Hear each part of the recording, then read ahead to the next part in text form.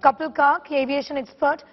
Thank you so much for your time. We are talking about an extremely worrying development, sir, about a scare that the Delhi ATC received this morning at about 11 o'clock, refusing eventually the plane to land in Delhi.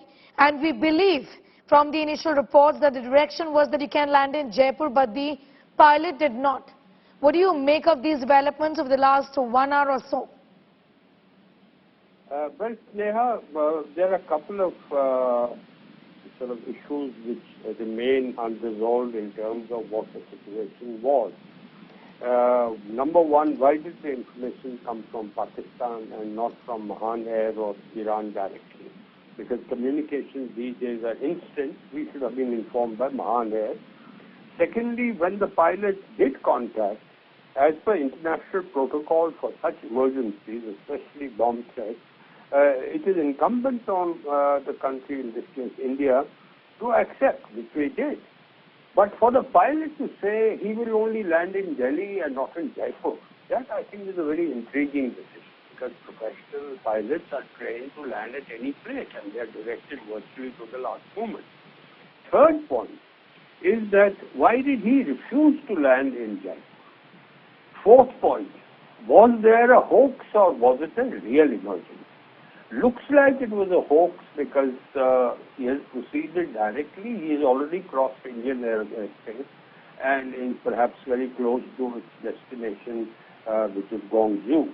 The fifth point is that India has come out in flying colors, because the Indian Air Force has in minutes scrambled Sukhoi 30 MKIs, both from Jodhpur and from Punjab. It has actually escorted this aircraft to monitor its flight to ensure that the concerned directional agencies are informed.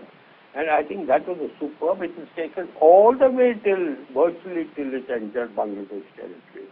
So from our side, it seems the connectivity between civil aviation, military aviation, that is in this case the Air Force, ground control, and also air monitoring, I don't think we could have done this better. But there are two questions which remain unanswered. Why didn't Mahan Air or Iran inform India directly? That raises questions. Secondly, why did it come from Pakistan? Thirdly, why did the pilot refuse to land in Jaipur? It's not his business to refuse a landing when he's in an emergency. So clearly he was not in an emergency, or at least his assessment was this is not a bomb threat in the true sense, maybe a hoax call. That's why he chose very gingerly to go along the advice that he received either from Mahan Air or within the cockpit from his colleagues, that it is best to proceed. Yes, I understand, Air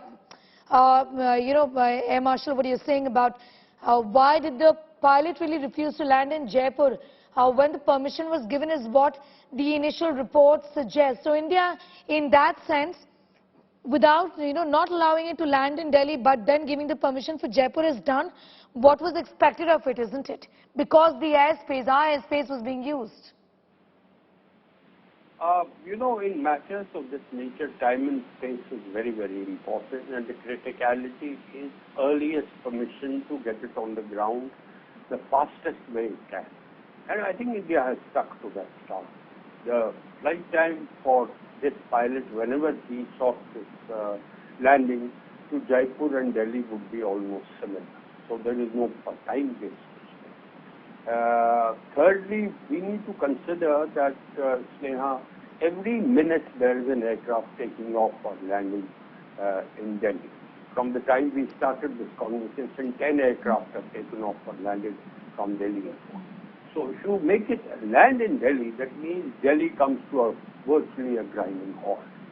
So would we allow that? This disrupts international traffic, and hundreds of flights would have been affected, and tens of thousands of passengers would have been affected. So I think the decision to make him land in Jaipur, even from security reasons, I would not like to disclose those aspects, and landing at Jaipur would have been better handled.